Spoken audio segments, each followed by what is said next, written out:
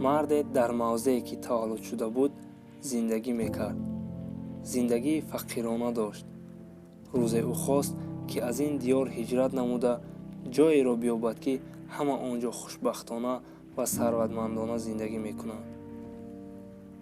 او به منطقه های دور سفر کرد، مملکتی را انتخاب کرد و آنجا زندگی را اختیار نمود. آنجا آهسته آهسته ثروتمند شد. لباس های قیمت می پوشیدگی شد. با ثروتمندان می نشست. خوراک های لذیذ استعمال می کرد. قریب چیزی که دلش می خواست آن را اجرا می کرد. اما برای خوشبختی و آرامش خاطر باز به او چیزی نمی رسید. او را آنجا بیگانه می حسابیدند. دائما کدام حسیات ناراحت کننده او را تشویش می داد. او خود نمی فهمید که چرا چنین است. او شبها بعد نماز خواندن از خداوند التجا می نمود که سبب این را به او فهماند. بار در یکی از شبهای مهتابی بسیار فکر کنان او را خواب برد. در خواب خود را در یک مکان ناشناس دید. به ناگاه در گوشش صدای رسید: سبب همه تشویش و ناراحتی تو وطن است. مرد بعدی بیدار شدن از خواب آید آنچه دید و شنید به فکر فرو رفت.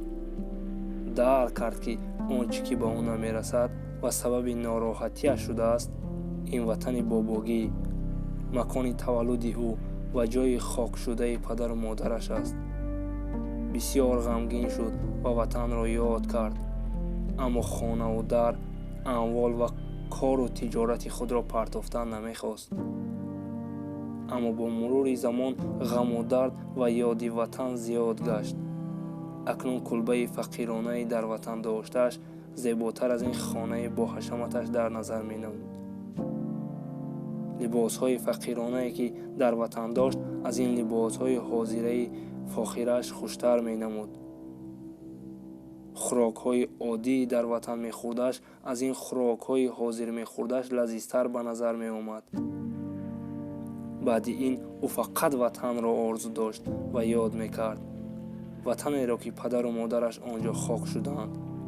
آنجایی که کلبه فقیرانه داشت. آنجایی که درختانی با دست پدر و مادرش شینانده میوه ها می دادند.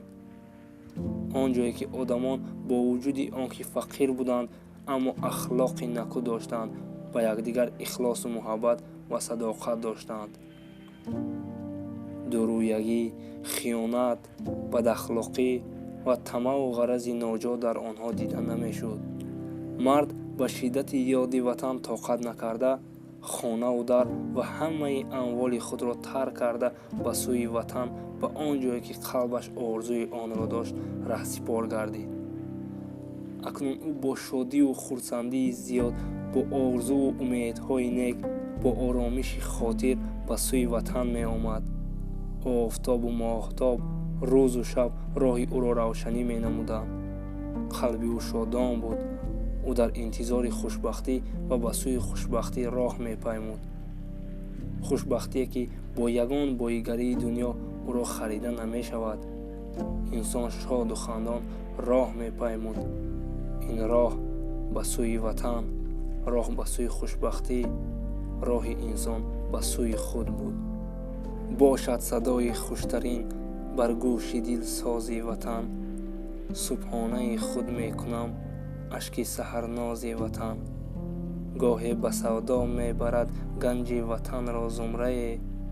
با نرخ جانم می خرم هر سنگ پرداز وطن.